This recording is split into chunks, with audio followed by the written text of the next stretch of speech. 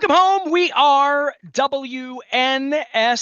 Towson, Baltimore. We're AM 1570. Please set a spot for us out on your dial. If you're traveling around on the radio, we're going to have some baseball around here this week, but a lot of football, a lot of residue from a wild win over the Cincinnati Bengals. And of course, the Washington, I almost said the R word, the Commanders. I used to call them the Snyders. I remember when that used to mean something, Baltimore and Washington, and back in the days of the Burgundy and the George Preston Marshall and all that good stuff. We're going to have scratch-offs in Maryland Lottery to give away. It's my birthday this week. It's Luke's birthday last week, so happy birthday to Luke. He's a year older. I'm a year wiser and hopefully younger.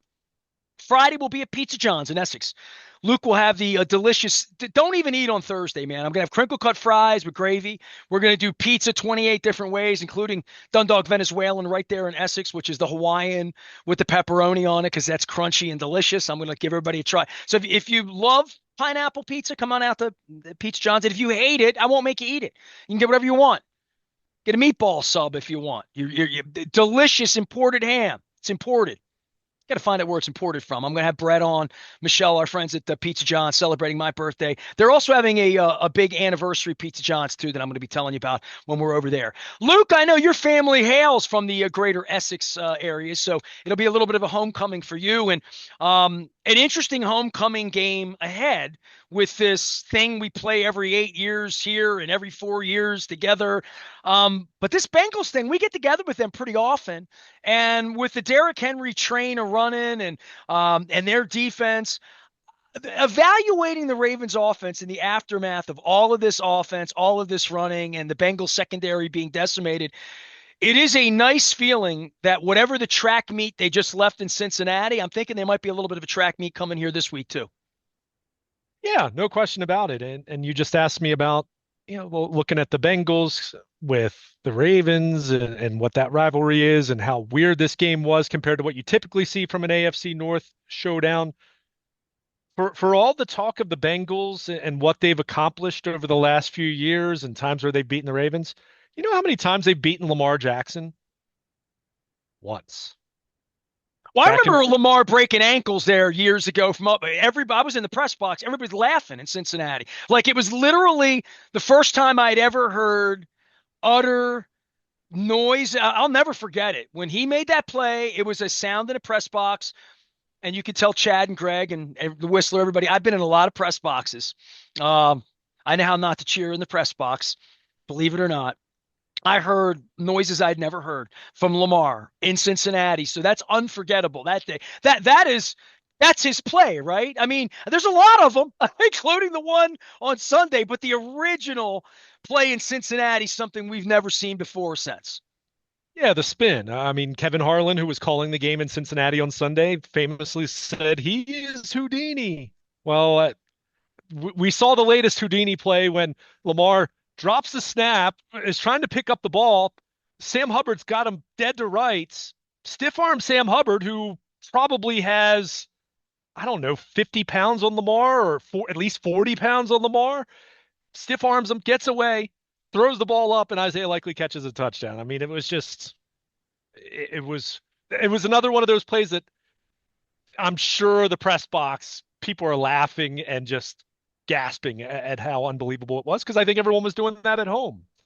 I mean, it's incredible. And like I said, for all of the talk about the Ravens Bengals rivalry and, it's stepping up here in recent years. Look, there have been some good games. I mean, Sunday included, of course, but Bengals have beaten the Ravens one time with Lamar Jackson healthy and starting the football game and finishing the football game. So how frustrating does it have to be on their side when you see a play like that we just mentioned, and just the fact that their offense played the way that it did? I mean, they completely gashed the Ravens, completely shredded the Ravens defense, but too much number 8, too much, let's face it, a collective, ensemble group of receivers and tight ends that, they had 4 different guys with 50 receiving yards. That's not even counting Isaiah Likely with 2 touchdown catches.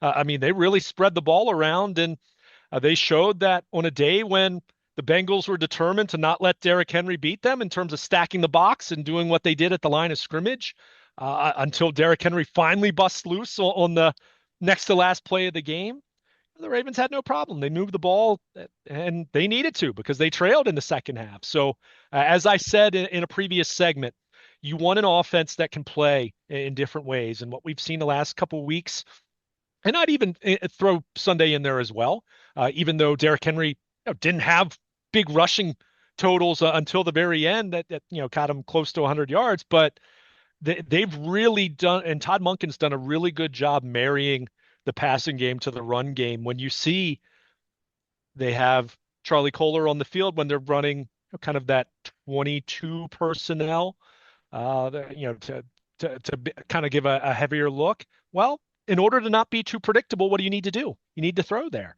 In the same way we've talked about it when Justice Hill is on the field, as when the Ravens, whether they're in 2 minute or even just situations where they want to spread it out a little more, you got to hand the ball to Justice Hill sometimes because you don't want to make it too predictable to say, oh, Justice Hill's in the game, they must be passing. So I think they've done a really good job of mixing up tendencies, going against tendencies, and certainly we haven't, after the last couple of weeks, certainly weren't seeing Lamar Jackson throw it 42 times. And that's not the script every week, of course, but was very encouraging to be able to do that when the situation called for it, when the Bengals were able to contain their running game in the first half, and certainly when they were trailing by 2 scores nearly the entire way in the second half.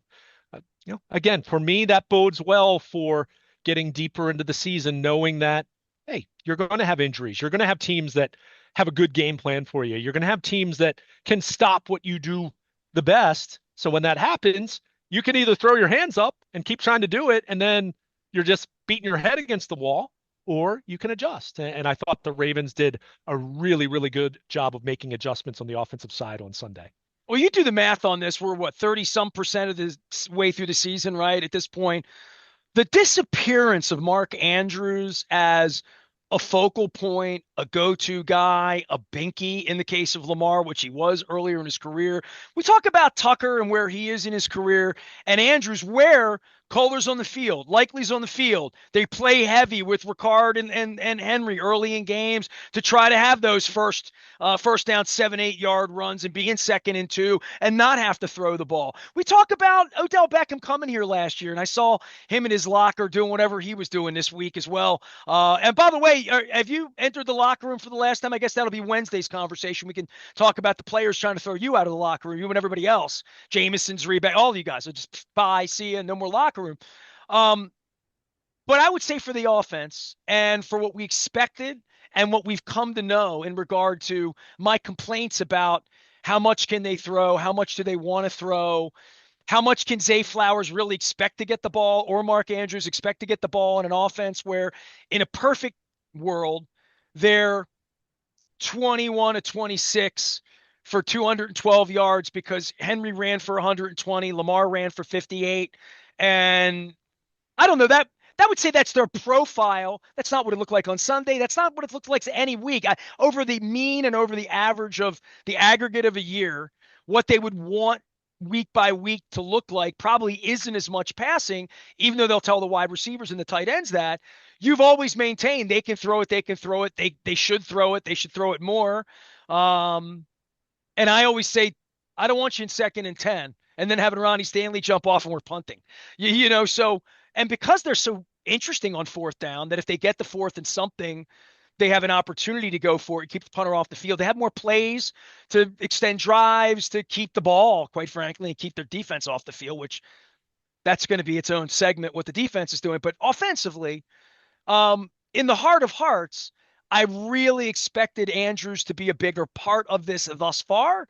And what they're trying to do, it looks like under Monken over this transition period, this thing feels more multiple, and they want it to be more multiple. And I feel that way when Kylan Wallace is catching balls and Aguilar's still a part of this. And Bateman now is a part of it. And Flowers should be the biggest part of it. And given, that little jet sweeps and the little dinks and dunks and getting his hips moving to try to get him a lane where he can do something special. They had a lot of weapons here. And this is difficult for Monken, and it's difficult with agents wanting the ball, guys wanting the ball, Henry wanting the ball, but not too much and in the right circumstances. And then we don't even talk about the offensive line stinking bit like maybe we did a couple of weeks ago, and where are the pieces and who's going to play where. But there's a lot of moving parts, and kind of a bad Bengals defense deodorized this, and maybe the Commanders this week too, where you get guys some confidence and you get to do some things that maybe you couldn't do against the Chiefs. Yeah, I mean, you obviously want to get better as the year goes on, and we talked about this a lot through the lens of focusing on the offensive line, right? And we talked about early in the season, you wanted to see at least a baseline that looked like, okay, it's not great, it's certainly not top 5 or top 10, but there are signs that there's something to work with here. And, maybe you didn't see as much of that as you wanted to in the first couple of weeks of the season, but there also were good things they did in the first couple of weeks of the season offensively. I mean, it wasn't all bad, but everything you just laid out, I mean, they want to be multiple. As I said, I mean, I think one of the most overrated talking points in talking about, you know, it's identity, right? Because again, if you're so rigid, if you're so ironclad in how you want to do things, what happens when the team stops that? Then where do you go? Right. So you want to be able to do different That's things. the run and No, shoot offense, right? right. It's completely one dimensional, and the linemen are created to pass block or to run block in one way that you can't do both. Right. So you want this push pull, and that's why you and I, when we were getting into these spirited debates, it wasn't. I wasn't saying, oh, stop running the ball with Derrick Henry and throw the ball. What I was saying was, at some point in time, these defenses are seeing what the Ravens are doing, and Derrick Henry's getting the ball so much that inevitably they are going to start really stacking the box and daring the Ravens to throw. And at that point in time, you need to be able to do it. And they did it on Sunday, albeit I agree. This Bengals defense stinks. And it's probably going to cost them their season. I mean, if they're 1-4, it kind of already has, barring an amazing second half run. But you want to be able to do different things. You want to be able to have a counterpunch. This is a push pull, right? I mean, you run the ball, you run the ball, you run the ball the way that they did against Dallas and the way that they did against Buffalo. Not that they weren't doing anything good in the passing game in those games, but it wasn't high volume, right? So Cincinnati decides, well, we can't let Derrick Henry and Lamar beat us with their legs. So let's stack the box, play guys at the line of scrimmage, do the things that we need to do to try to stop that. And then in turn, what do the Ravens do? Well, we've got to throw it. We've got to throw it over their heads. And not that they took a ton of deep shots, but they were very successful with that intermediate portion of the field. Think about it, throwing it over the linebackers' heads as they're creeping up closer to the line of scrimmage. So they did that very effectively. Now, if you're Washington or you're Tampa Bay or you're Cleveland, the Ravens' next three opponents, you're looking at that and saying, oh my gosh, we were thinking so much about Derrick Henry, Derrick Henry, Derrick Henry, and of course Lamar, which Lamar is the anchor to everything they do and has been for 6 years now. But now it's a case of, it's not just Zay Flowers who had a big day, but it's also, wait, not Isaiah Likely, not just Mark Andrews. Charlie Kolar can catch passes too. So now you have him, and Tylan Wallace caught a couple passes, and Bateman, which it was a first round pick, but hasn't. You go down the list and look. It's an ensemble effort, right? You're going to have some guys that aren't going to do a whole lot, and I mean, you mentioned Mark Andrews. I mean, Mark Andrews had his best game of the year. He caught 4 passes for 55 yards after back-to-back games where he didn't catch any passes. Well, But we talked a lot about Lamar and chemistry with wide receivers and stuff. Never the issue with Andrews. That was always going to be the threat in the way that Mahomes and Kelsey are that thing. Look at what sure, Mahomes and Kelsey have been over the last 2 or 3 years, and look at what Lamar and Mark Andrews were 5, 6 years ago, and what they haven't been. That would be a hell of an element to add back into this attack. That's primary in getting first downs in big situations, because I don't know that we've seen it enough recently. That's all. It was nice to see it. It was a good. Look, this yeah, was an awakening game for a game they were getting their ass kicked. They were losing by 10 points twice in the fourth quarter. If the kid could turn the spin of the ball, they would have won the game. If Roquan Smith could have caught that interception, they were all the Bengals didn't sit down on the ball in overtime. I mean, a lot of things happened for this to be deodorized and be 3-2 and top of the division, because they easily could have lost that football game on Sunday, but they didn't. But the awakening parts are, oh, there's life beyond Derrick Henry, and Lamar still can get in the phone booth and win a 10-point game from behind, even if it took some good luck. But more than that, the sprinkling of offense and the different players, that says to me the offensive line's working better because he's being able to throw the ball and he's not getting sacked and he's not getting annihilated. And when the run game fails, the pass game succeeds. That's good. This was a great development. They looked like they could do something on Sunday, even if they were losing at the end. Well, I mean, as I said, you want to be multiple. You want to be able to adjust. You want to be able to counterpunch. I mean, again, that's why I think that idea of a rigid identity on offense is really overrated. Because again, what happens when a team, there's always something you can do defensively to stop, or maybe not stop, but contain the opponent. Assuming you have a requisite baseline of talent, which, I mean, hey, again, as we said, the Bengals lost two of their top three corners. So maybe the Ravens were smart to be eager to exploit that. Although, again, the Bengals did a pretty good job of, I mean, Derrick Henry was a non-factor in that game until the last, in terms of what he produced. His presence not being a non-factor, but even in the second half, they were in so much 2 minute. I mean, Justice Hill outsnapped Derrick Henry because if you're in 2 minute, you want Justice Hill out on the field rather than Derrick Henry. So you want to be able to do different things, and that's how you evolve. That's how you grow as an offense. And yeah, you mentioned you used the Travis Kelce comparison.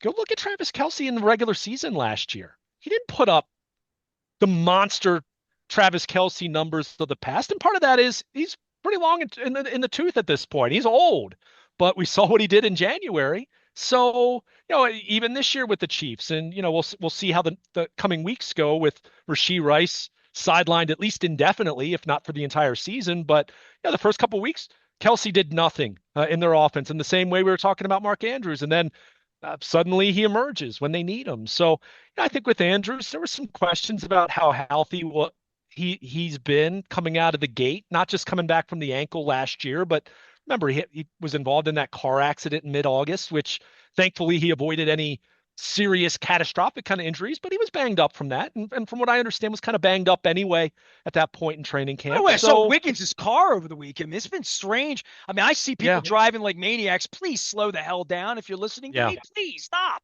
yeah, But that being said, I mean, the Ravens have been in some, I mean, and then the tragedy with the offensive line, they've had some stuff-ish going on sure, around there. sure. No question, no question. And specifically, I mean, you mentioned with Joe Dallas with their offensive line. So And we're not it's talking just, about that as much, right? we're not. And look, I mean, that's a good thing, right? And they're not the best in the league. Let's be clear about that. And Lamar is very much an equalizer, right? In terms Eraser. of I mean, he makes your pass protection look better. He certainly makes your running game look better because the defense has to account for him. I mean, you think about the conventional way that you think of a running game. It's typically 11 defenders on 10 offensive players because you've never thought of the quarterback as being part of that. Now that's changing, and it's not just Lamar; it's others, including the kid from Washington that's going to be coming to town on Sunday. I mean, Jaden Daniels, this kid's special, and I'll say this with, I wasn't alone in this opinion, but he was my favorite quarterback out of this draft class. I mean, anyone who watched him at LSU last year, you thought, man, this kid's got a chance to be the real deal, and he looks like the real deal even as a rookie. I mean, that's been impressive. So the Ravens need to be ready to play. But the point that I was making is, I mean, you have a ground game where everyone has to be accounted for. Even if guys like me were, somewhat dismissive about the need for someone like Derrick Henry because their running game had been as great as it's been the last few years, and it has been, even with street free agents coming in. Latavius Murray and Devontae Freeman ran the ball, and the Ravens had a top 5 running game even that year when they lost their top 3 running backs before the season even started. So, there was always that factor. But then you add Derrick Henry into the mix. You still have Lamar Jackson. You have Justice Hill, who is a better player than he was 2 or 3 years ago.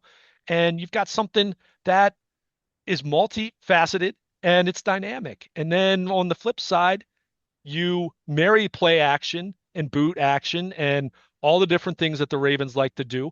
They're running more from under center as a result of Derrick Henry. And I think that even lends itself to some play action under center for Lamar that I think can work really well and kind of adds a new wrinkle for him as someone who lined up in shotgun 97% of the time through the first 4 or 5 years of his career. There are a lot of layers to this, and I'm not saying it's perfect. It's not a finished product. Yeah, certainly, I'm not expecting what they did Sunday to become the norm, and I've never suggested I want to see that. My point was, at some point, some defense was going to do what the Bengals were able to do on Sunday, and it was beautiful to see the Ravens be able to adjust the way that they did and make them pay through the air and make a banged up secondary look like a banged up bad secondary. And I mean, they did it, and they did it with a multitude of guys, and I mean that was good to see. Now you're only as good as your next week's challenge, and certainly Washington's not known for having a particularly good defense, so you'd like to think the Ravens are going to be able to move the ball however they want to on Sunday, but they'll need to because we'll get to the defense and we'll get to what's going on that side of the ball. But in the meantime, this has been, this offense is choppy the first couple weeks. We know that, but I mean, even those first couple weeks, it's not like their offense was terrible. It's not like they were held to 10 points or anything like that. So, it's trending in the right direction. I guess that's the best way I can put it. But I mean, all of that being said, Lamar Jackson, I mean, late fumble aside, and this was another example of Lamar, his urgency, his leadership, where he is at this point in his career. It was observed by more than a few people that Lamar was ticked in the post game. He wasn't happy. He was really mad about what had happened with the fumble. And we talked about this a little bit after the Dallas game, where Lamar was not very happy because of how they played in the fourth quarter and what that meant. Yeah, I kind of dig that. I kind of like that. I like not just saying, "Oh, hey, we're really happy because we won."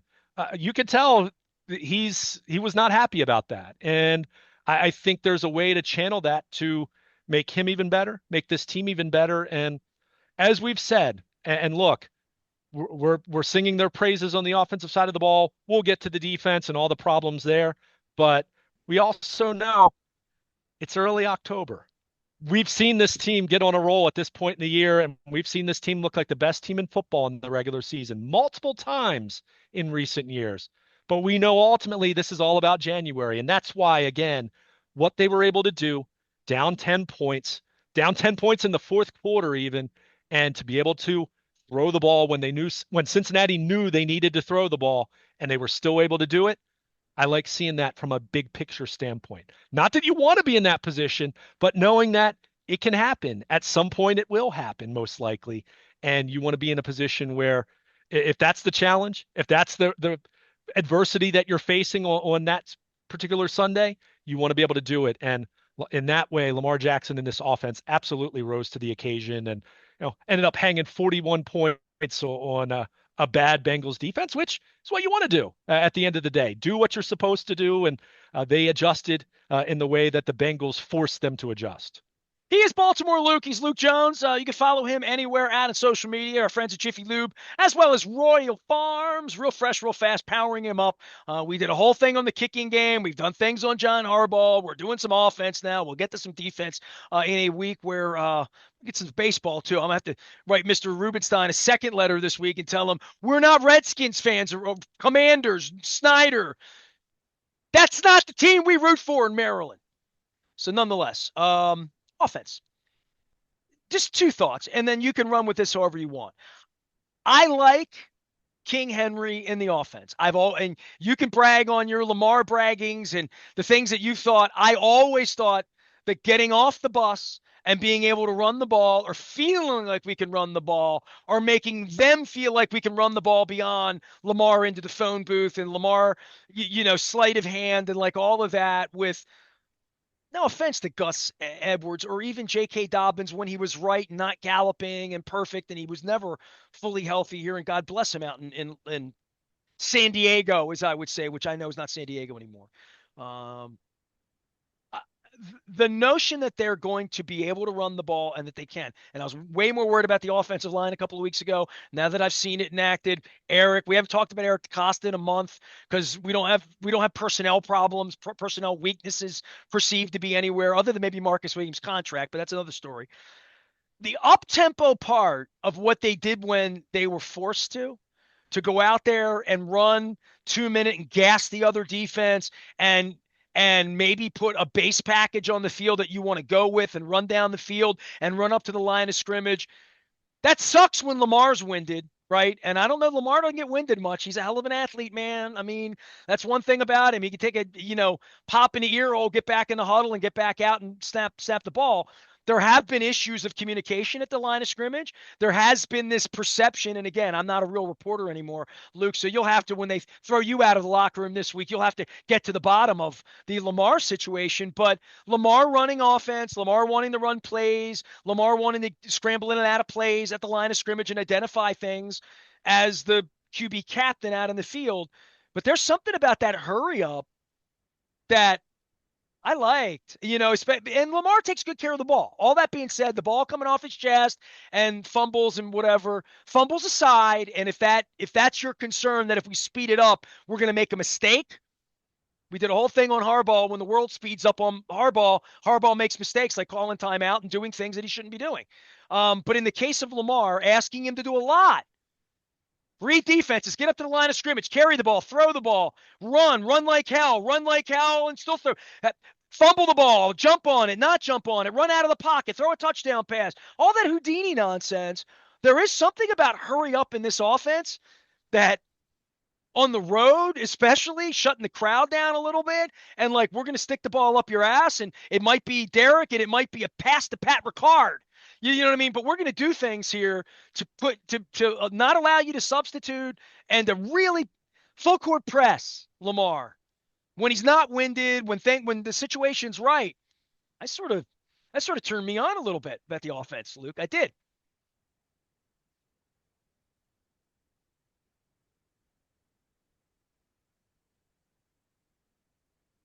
Yeah, I mean, and they've done it before. I mean, it's something that they've had in their toolbox for, I mean, they did it last year at times very effectively.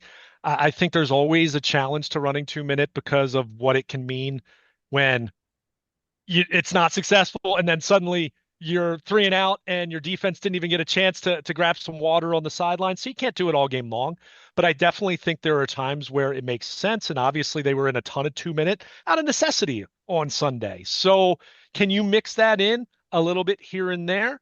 Sure. I mean, I'm not opposed to that, and that's something at various times, even going back to kind of the end of the Greg Roman era, it's something I would have liked to have seen them do better because I think Lamar does better in that environment than people give him credit for. I think if you go back, I mean, what Sunday's game reminded me a lot of was what they did against the Colts 3 years ago on Monday Night Football. They were down big in that game and they went to 2 minute. The Colts secondary was banged up, kind of like the Bengals. So, but look, injuries are part of this, and the Ravens have had their times where they've been banged up on defense, and you see that's kind of what was so concerning about that. And we'll get to that in another segment, but I like the idea of speeding things up there.